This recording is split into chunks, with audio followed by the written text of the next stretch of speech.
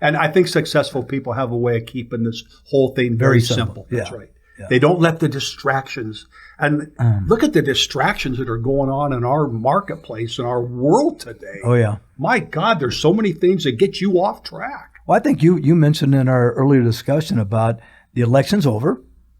Doesn't matter as far as you're concerned. I mean, the winner or the losers can have an effect on the environment, but you still got to get them to go to work. Doesn't matter who won. Bottom line. Got to go to work. Bottom line. So, don't let that control you too much. Well, it's funny. People, it's so interesting. People have got to be right. And I watch this with salespeople.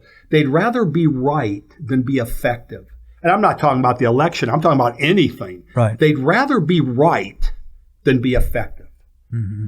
And I look at some of the decisions people make and I go, well, this isn't going to serve you well. No, but it's just, I gotta, okay. And then 8 months later, they're gone. They're broke. Right.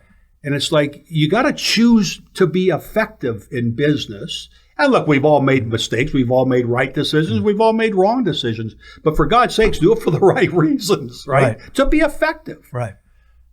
But boy, that ego, man, I'll tell you, I've seen more people be destroyed by these huge egos they have to be right. Right. And now they're right and they're broke. Yeah, it's one of the things that that I've been taken aback by with some of my interviews with people that have been highly successful. I mean, people that are doing 200 deals a year, 300 deals a year. I interviewed a guy on the podcast that's not even been released yet, who's out of Texas, and he made $11 million in personal income last year.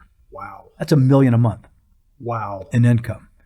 And it's so interesting because when the podcast ended, we spent another 30 minutes talking, and he was nothing but questions. He just kept asking me question after question after question.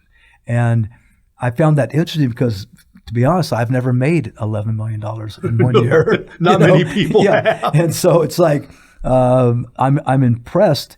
But the thing that really hit me was, here's a guy who owns this right now, maybe better than anybody in the business. Take a Stephanie Vitaqua's example, another couple hundred, I've had Andrew Manning on the show and people like that, and they're all doing really well. And I find that none of them reek an ego. None of them reek an ego. They're very curious people. They're very, they seem to be very clear and objective. I mean, they have pride. Of course. And pride drives them, I think, in a lot of cases. They're competitive, but they don't have an ego that says, I know everything. It's exactly the opposite. They keep looking for the next thing they don't know. They know their success is in what they need to know. And they're always looking to get a little bit better, aren't they? Especially that guy making $11 million asking you questions. Yeah. See, he can't learn enough, can he? No. I love it. That's exactly right. And there's the secret. It is.